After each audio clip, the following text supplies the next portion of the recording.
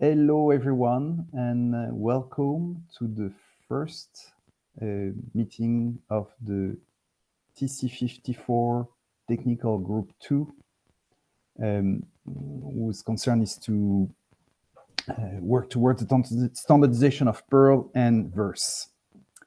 So that's our first meeting. So we're learning a bit the ropes and the formality of these meetings.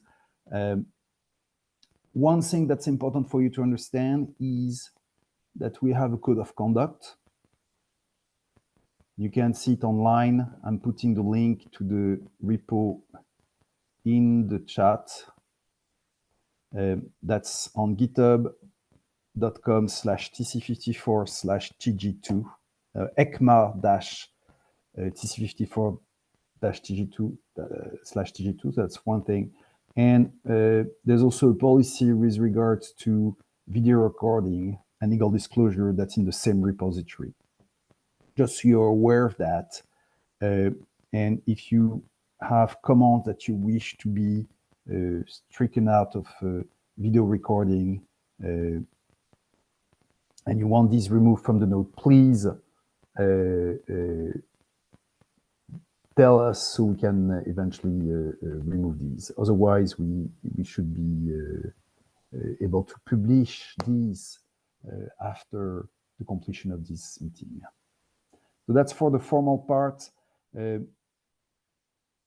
Let's go through a quick introduction of attendees for this first meeting.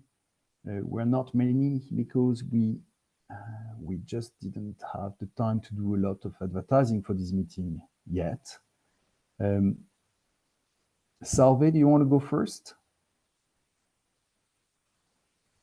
Hi, hello. My name is Salve Nielsen. I'm part of the CPAN security group. So a bunch of open source volunteers that try to look at security issues and metadata in the CPAN ecosystem, where package URLs is something that would be good to introduce. But so I'm very interested in following what's going on here to see if we can somehow make that happen. Okay.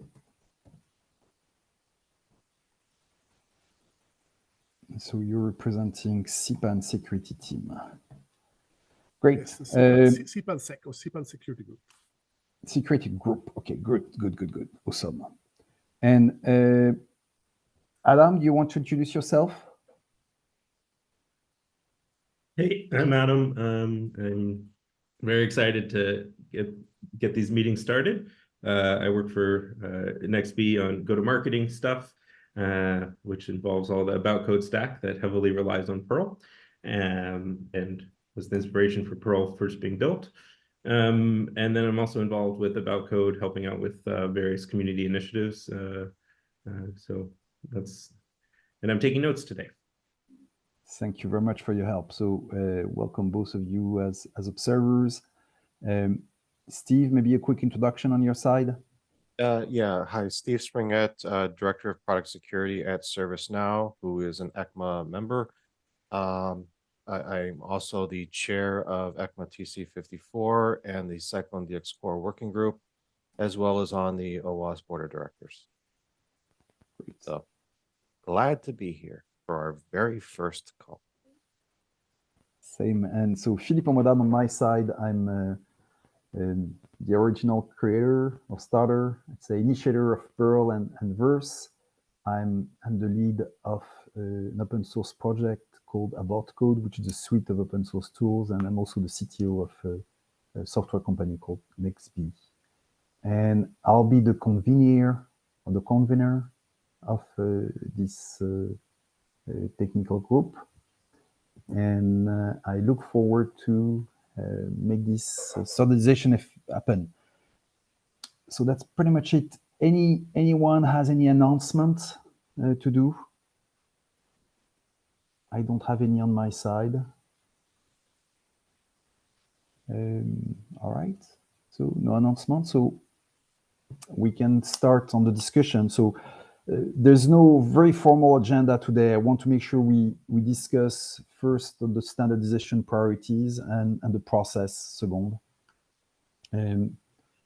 So we can fire at will. In terms of priority, I think what I see as high priorities on my side for Perl in general and specifically towards standardization. Finalizing the verse spec to merge it is one thing, because that's a prerequisite for standardization. Then there's a specific set of clarification that needs to be done on how to use Perl for certain package types and package formats and ecosystems. An example is Go, which is a bit problematic. And we need, in the same line of thought, to clarify, probably with a lot of examples, in some case, addition to the specification, the way certain things are handled. Go is a good example. The last bit of interest in terms of the specification is to have a good discussion on namespace and names, which are two parts of the package URL, important ones, where I find that there's a bit of confusion at times about when to use which one. This is specified in each of the Perl types, but there's probably a good reflection and thinking to have to say, what if we were to merge both in a single part?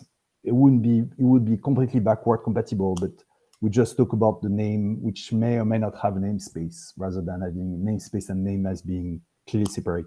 It wouldn't have a big impact on the spec itself because it wouldn't change anything that we have. It would be more to make things a bit simpler. So that would be my priorities. What would be yours? Steve?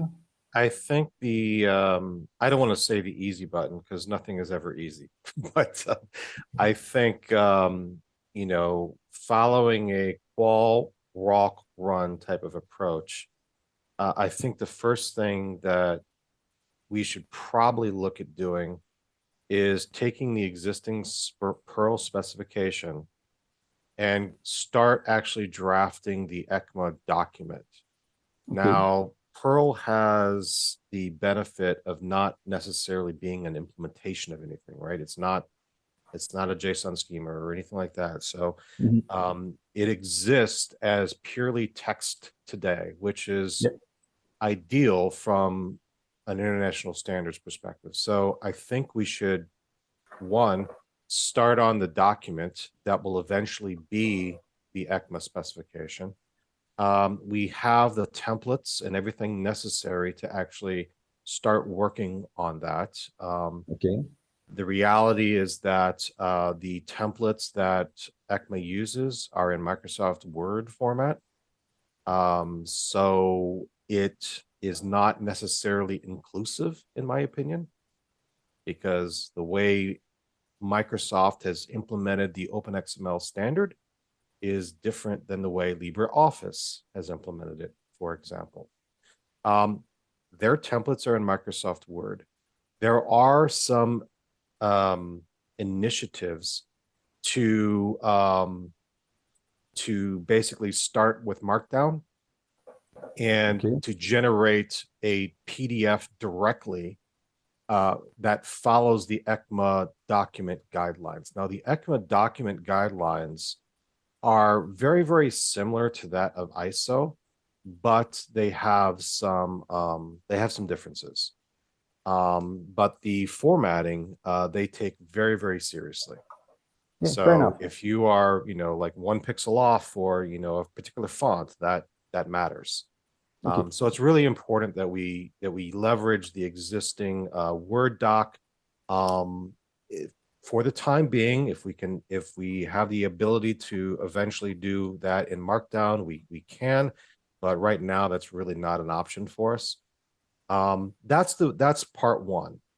The second thing I think we should do is, I agree with you, we need to finalize VERS.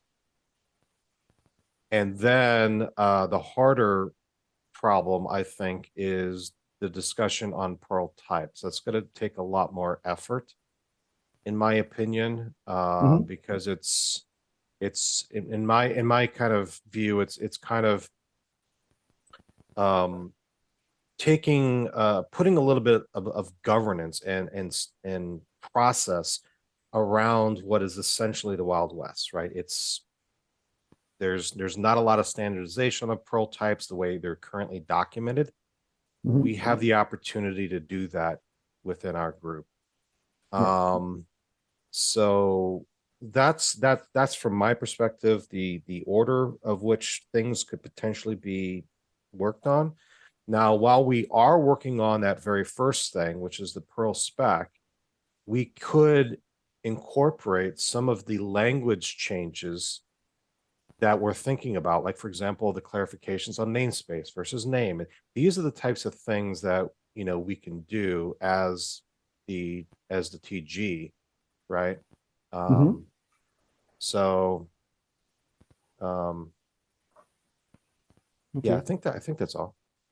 One question for you before we move to the next. You said Markdown is not an option for you. You meant Markdown is not an option for the TG1 Cyclone DX spec at the moment. It is an option for Cyclone DX. We had to build a process that actually did that. Okay, fair enough. Yeah, and it was very painful. Now TC39, which is the JavaScript standard, TC39 has developed an in-house thing that currently only works for their particular specifications. However, I actually have a meeting with the author of one of the tools that does go from Markdown to PDF, bypassing Word, and that resulting PDF does implement all of the style guidelines of Ecma. Again, no Word, no docx required. I have a meeting with her and Samina on September 10th. So potentially in the future, we might be able to leverage this tool for our own uses, but I don't see it as an option yet. Okay, because we'll have to see how we can work. But to me, I don't see Word as an option, a working option in the short term, except at the tail end of the process. Just because you cannot do any version control on a binary format like Word. So therefore, I will be inclined to work in two steps. One, which is we refine the substance and the content of the specification online using the existing ways. That means Markdown, committed reviews in PRs, and until we agreed on that. And then we take care in parallel of the format conversion, and two options: either it's a one-time painful operation where we put things in Word, but we focus strictly on the form and not the content, or we have the tool, like I've seen this reference to EC Markdown, EC Markup, or Ecma Markup, Ecma Markdown, which may be options. And I don't know how good they are and where they go, but that's maybe the thing you were alluding earlier on. It is. I have a conversation with the author of that tool Great, in a couple weeks. Awesome. Yeah, but you see, I mean, Word is a fine tool, but it's not a tool that's amenable for any kind of online collaboration. I agree. So okay, so And so if it's painful to convert to Word, we'll convert to Word, and that will be painful, but it's just a one-time pain. So it's a one-time thing for Perl. It's a one-time thing for VERS. Yeah.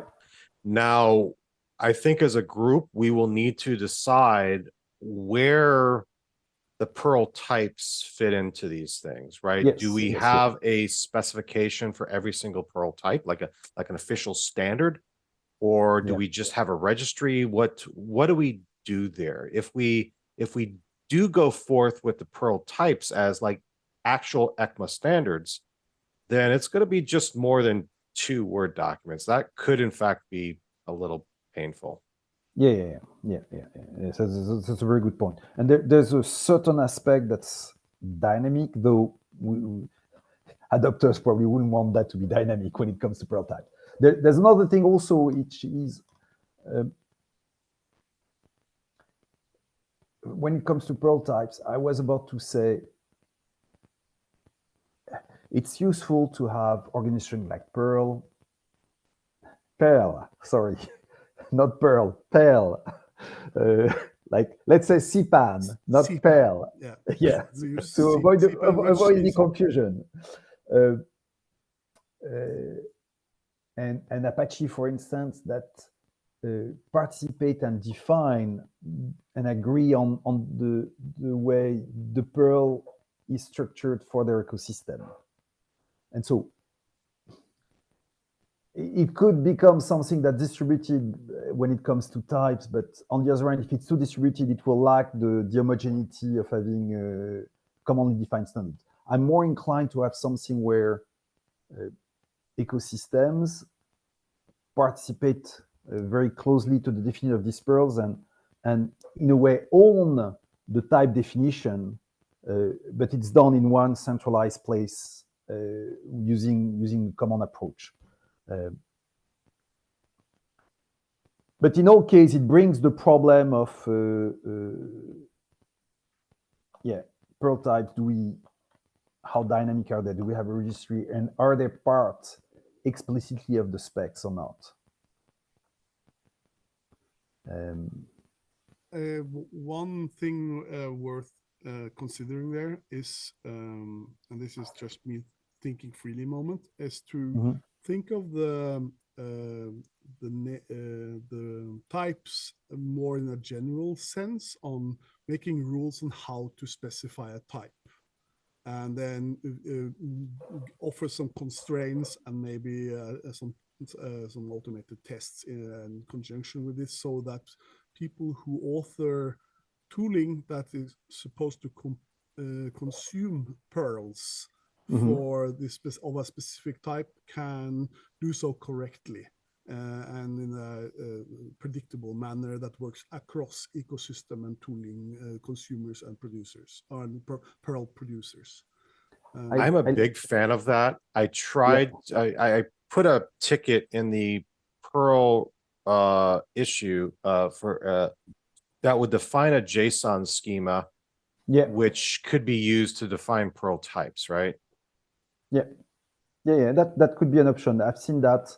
I meant to reply, maybe I didn't reply, but the idea, whether it's a JSON schema but or not in implementation, the idea to have like a meta definition of what we expect a Perl type definition to be makes a lot of sense, because then effectively you have a test suite and you have a certain number of elements that need to be specified, and there's also probably criteria, which is to say when you think we have something which can rise to the level of being its own type. Makes a lot of sense. And if we as a group decide to, I love it.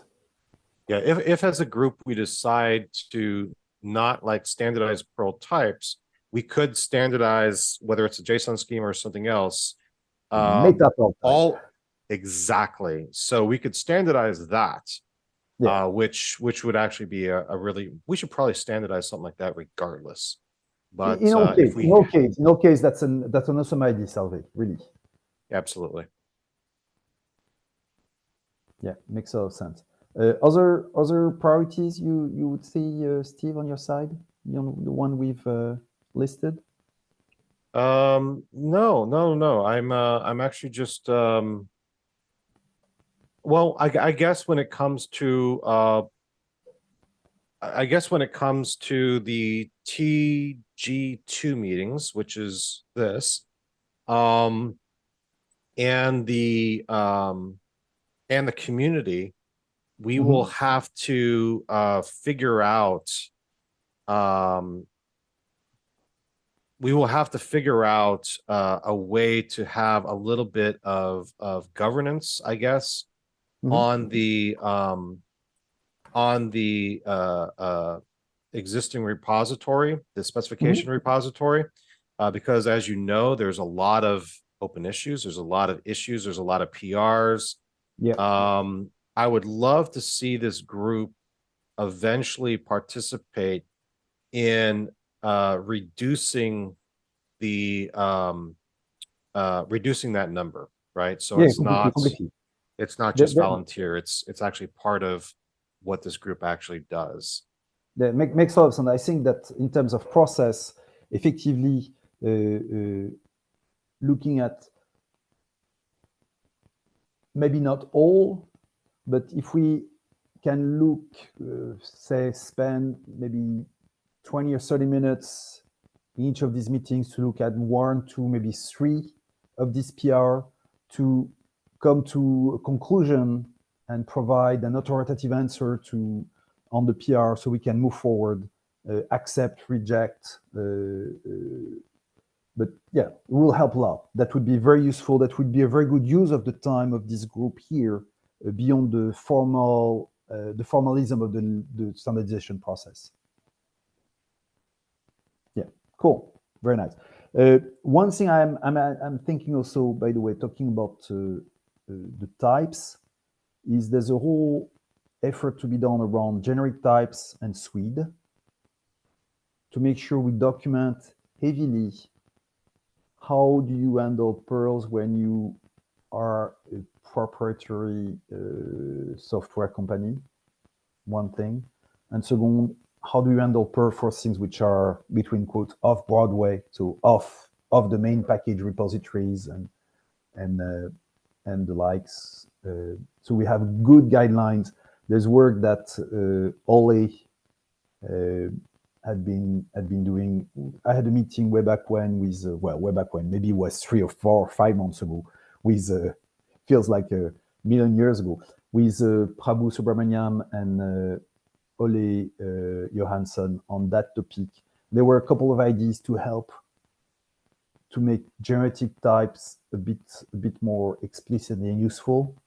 And then we have the SWI thing, which I think the two combined are likely to provide a good solution for an escape hatch, basically. It's an escape hatch for the things which are not in Perl without having to rely on too many other different specs. So there's important work to do here. Salve, other stuff on your side in terms of priorities?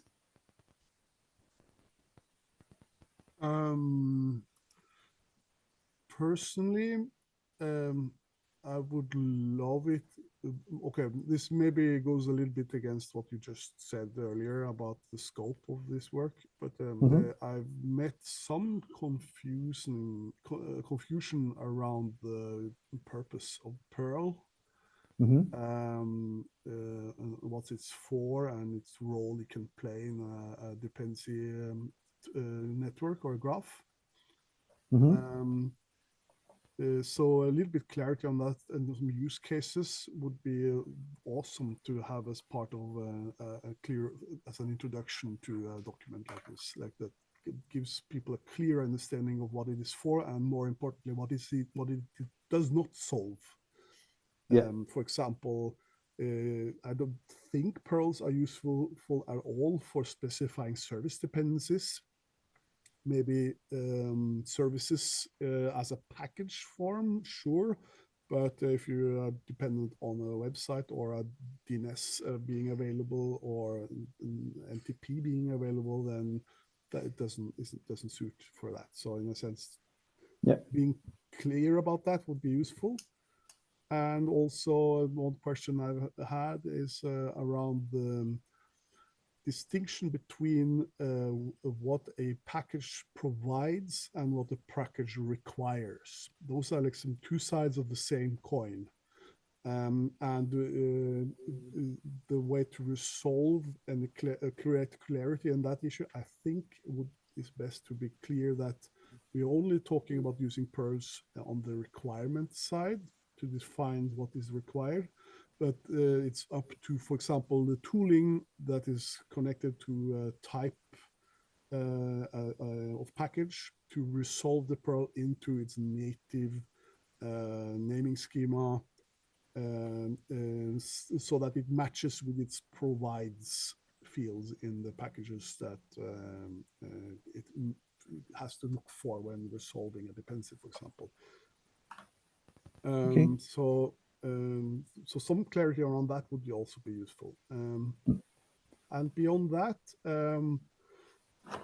one thing I would love to see, and I don't know if this is a good place for this here, but since we're talking about or considering ways to specify types separately or not, having an overview of tooling that supports Perl. Say, for example, if I'm operating in one ecosystem that has its own packages. For me, it would be on CPAN packages and then using the tooling there. Being able to use Perls to refer to a DBAN package is a fantastic way of doing it.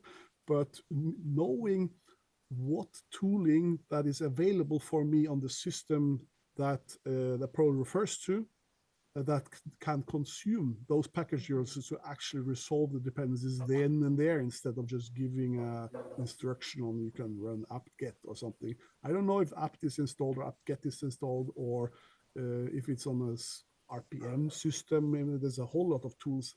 Some of them might support package URLs, some won't. Having an index of those mentioned in the specification, so that people can actually implement this in a way that creates convenience, that would be fantastic. So two things there, slightly different. First, I think it's a great idea to have and maintain a list of tools that support Perl on the Perl repo, in the Perl spec repo. That's fine. I'm not sure we want to have this part of the spec, formal spec itself. For two reasons. It's an refer to it. We may refer, so that was my point. I mean, we can refer to it and says, here is the list that you have, because it's a document that first refers to different solution implementation. Some of them may be proprietary, some of them open source, and I would not want that to be promoted as part of the spec. I want to make sure we're fairly neutral there.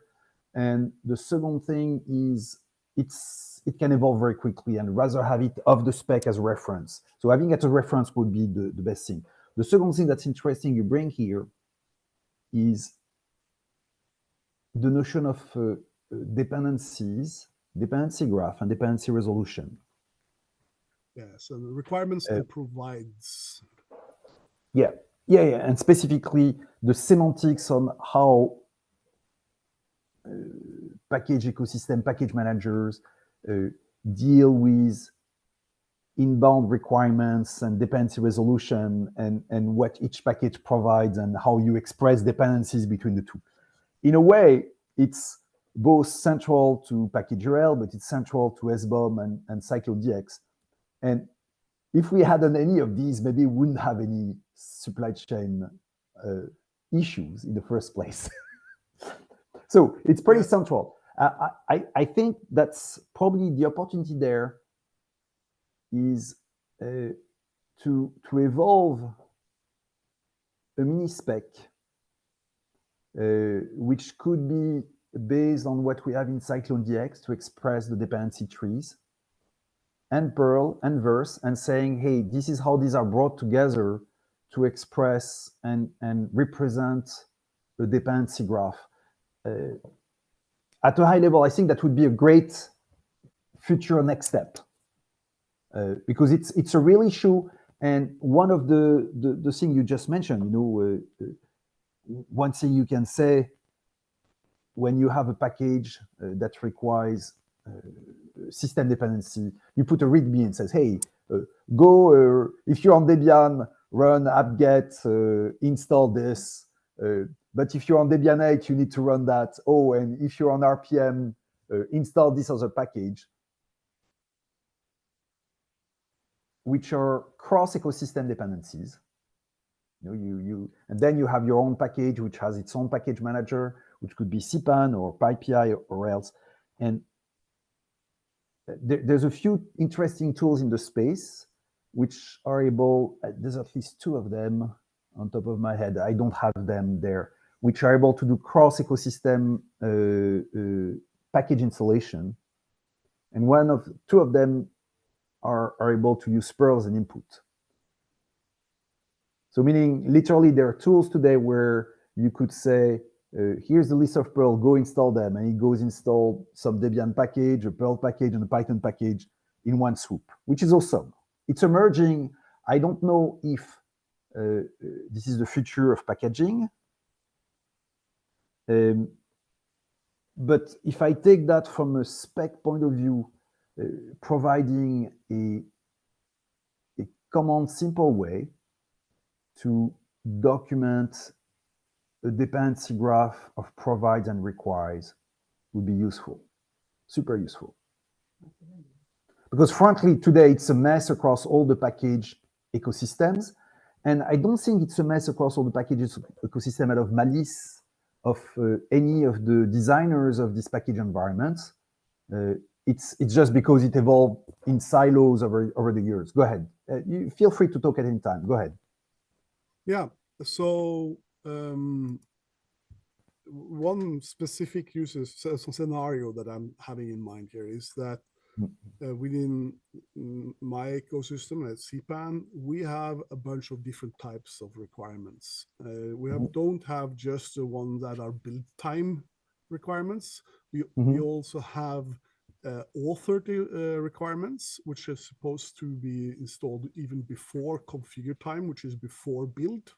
And we have not only runtime, but like post-installation, post-deployment time resolution of dependencies, meaning that we have the situations that we currently have to handle where we do not know what is being installed until the service is running. It could be dynamically load plugins, for example.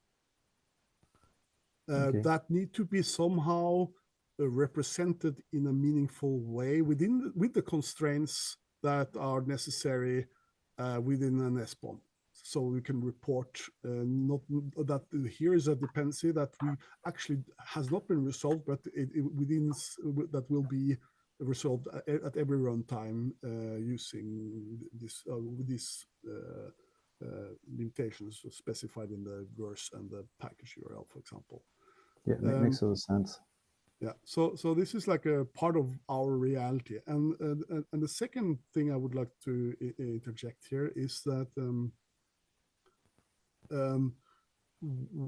the CPAN ecosystem, and I will also assume this is true for any ecosystem out there, is that we have a massive existing installed base of software that needs to continue working.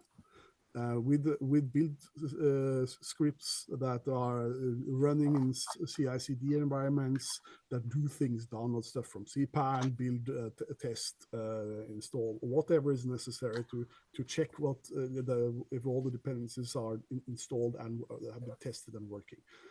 And so, introducing another layer of tooling on top of this is not desirable from an ecosystem perspective. We would like, my goal at least, is that we can make the existing tooling work with package URLs in such a way that our users don't have to update all of their build scripts in all of their applications throughout all their CI/CD pipelines or whatever they use. But instead, it's just transparently added as supported by careful addition to the toolings that we already use and adding support in such a way that it's backwards and forwards compatible. This is a magnificently difficult task to perform, but if we, but I'm kind of believe in the term that the ecosystem tooling developers, they suffer on behalf of their users when trying to solve this, because the amount of suffering that would be produced by saying that if you want to follow EU legislation, for example, and producing SBOMs that refer to the dependencies using Perls, would be a way too much work. So in a sense, having a standard for Perls and how to introduce Perls, and something that is rigid enough so that it's easy to implement Perls into existing tooling is super important for me. So in a sense, and you're right. Yeah, go ahead. Sorry for the interruption. So in a sense, I'm creating problems for you guys now. Like, this is the existing install base is incredibly important if this is going to be pulled off and become workable. Okay, makes sense. And specifically here, your point and interest is also how we can help and foster using Perls actually in package management tools. Exactly. Having, say, for example, when installing a CPAN module, you might, on the command line, on a shell on the server, write CPAN and space and the name of the module. Yeah. Having the possibility to say the CPAN tool, that you can call it the CPAN space PKG : CPAN / module name. That's like, that means we can already use the things that we always use that, but if something outputs a package URL, given that our tooling is updated, we can consume that package URL and the right thing happens without any intervention or changing existing code. That's what I would love to see. So great. So I think these two areas there to sum up, which would be interesting to look at. One is how we can help with the formalization and standardization on how we deal with reporting dependencies. And I think the base here should be CycloneDX. There's no question about it. It's both simple, it uses Perl, and there's the side of both the requirements, which doesn't exist yet maybe in CycloneDX. So that's maybe where we would provide the bigger thing. And also the provide side, but the resolution of the dependency. So one axis, which is dependency management. The second one is fostering usage of Perl, and which could be a great gateway to CycloneDX, both in package management tools and I'd say package ecosystems also. Because if I do an API call on MetaCPAN or PyPI, and as part of the record I get for a package, I have a Perl. And I can also query it by Perl. Man, that's awesome. Because that's getting the thing directly from the horse mouth. Exactly. And here's the thing, which makes me keen on participating here, and also is that the people, the humans who have the authoritative information on this are the developers of the components that people use. So if somebody publishes something onto any ecosystem like PyPy or Crate or CPAN, having a standardized way to both refer to these packages and have those packages refer to their own dependencies. I mean, not dependencies. Dependencies in my mind is something after dependency resolution, and a requirement is something before dependency resolution. So just we need to do both, and if you can do that, then you can also handle situations like included dependencies, meaning pre-resolved dependencies. That you have several packages that are contained or pieces of software contained in one package, and external dependencies that are outside of the ecosystem. And inwards reverse dependencies, like some thing on the Debian system that refers to a CPAN package, but isn't part of the Debian ecosystem. You can still make stuff like that happen, or even who knows? Like for example, a JavaScript framework that is pure browser based. When building it, it might be depending on the build environment and the system, like as a build requirement.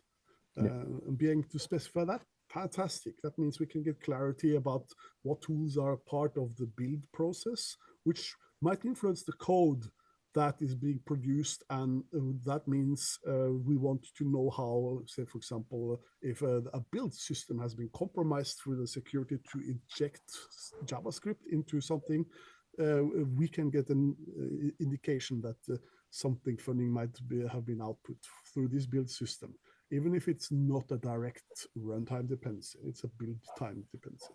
All this, and implied in what I'm saying here is, we might need a glossary of terms for that is maybe common for this field, but certainly that is used within the Perl specification. Yeah, the Ecma documents actually do have a section for glossaries, as well as normative references and a bunch of other things. So as long as we follow the formatting guidelines of the Ecma document standard, we can put those in there. Good. Right. And so one thing that's important, Salve, in this context is we want, as Tim said, start to crawl. And crawl is going to work on very basic stuff. I'm on my side leveraging the standardization process to force me to spend more time on Perl and tending to the Perl request and ecosystem design. But very practically, short-term goal, ensuring we have verse merged and we have very basic stuff. To me, the topic of dependencies and ecosystem integration, we have to lead in parallel to the standardization, but shouldn't be in the way of the standardization and can be on a separate track, if that works for you. I mean, I don't want that to be in the way of standardization. So if we want to go to a V1 of the spec, then that probably would be in a V11 or a V2. That doesn't mean we cannot work on that in a parallel. That means it cannot start to happen and it cannot use. It's just that it has to be clearly separated. Otherwise, we'll never be able to get the spec released. The other thing to consider is that the output of this group doesn't always have to result in a specification. So if we want to like propose Perl to TC54 for standardization, that's one thing. However, if we want to create a usage guide, maybe that's something this group wants to do. That's something that we can just publish, right? Without necessarily having a path to standardization, right? Because we're not going to publish a best practice guide. That's good to know then. That's good to know. So that's reserved the thing there more easily. Adam, I didn't ask you if you had any specific priorities you wanted to bring up. No, it's interesting for me to listen in. like I mentioned earlier, I took some notes. I tried to summarize as best as possible and include some general detail. If anything I wrote down is not what you feel like was covered, please feel free to add a comment or I think comments would be best so we can just track changes. But yeah, I'm excited to get this ball rolling on the specification. I think this was a great first kickoff call with a lot of ideas. Okay, great. We're about to reach the end of the hour. We didn't go through all the topics I wanted to go through discussing a bit more the process side. But I think we kickstart something. Can we reconvene 2 weeks from now, same time? That works for you guys? On the 13th, Friday the 13th of September. Unless you guys are super superstitious. Superstitious. No. It's a Friday. What's not to like? Yeah. Okay. Okay. So we'll reconvene there and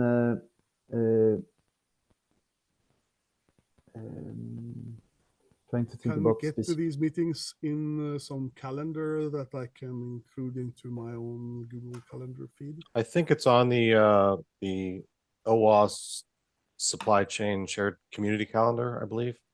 I don't have the link for that, I think. So Salve, if you want to be a regular of the meeting, there's an easy way, which is to have you as an invited expert. Because of the formality of the Ecma process, you can come as an observer on a spot basis like that, or get a standing invitation at all time as being an invited expert. It just raise a bit the level of formality. But again, this is an organization that does formal standardization, so there's a bit of formality, of course. There's a form to fill if you want to do that, or you can continue to be an observer, really your call. It's same for me. I am happy if you guys want to have conversation, and I'm happy to throw out some ideas. I don't have any specific needs or anything, but if you send me the form, I'll look at it and okay. And by the way, just a matter of announcement, just before we part, there's a Linux Foundation event in Europe, in Vienna, on the week of September the 16th, so starting in September the 16th to the 19th, I think, like that. I'll be speaking there, so I'll be in Vienna that week. I don't know if any of you are going to Vienna. It would be a good opportunity to meet. I'll be in Vienna all week, and I'll be going on Heurigen, which is a vineyard restaurant, on Saturday with some friends in the Pearl community, a CPAN community. I hope so, at least. It'll be a really nice week. Okay, well, I look forward to meet you. You're quite welcome to join us if you want to. That's a great idea. Let's do it. So I look forward to meeting you there. So just make sure you drop a note with maybe your cell phone, so I know how to reach out. But maybe if there's other folks interested in Perl, there we can have an informal conversation on Perl. I love to, but we're already connected on Element, right? Correct. On Matrix, yeah. Absolutely. Yes. Just send me a message there, and I can send you info when I have it if you want to. All right, so at this stage, I think we can call the meeting over. Thank you very much for participation, and unless you have objections, this meeting minutes and video recording will be published online for everyone to enjoy us babbling for an hour.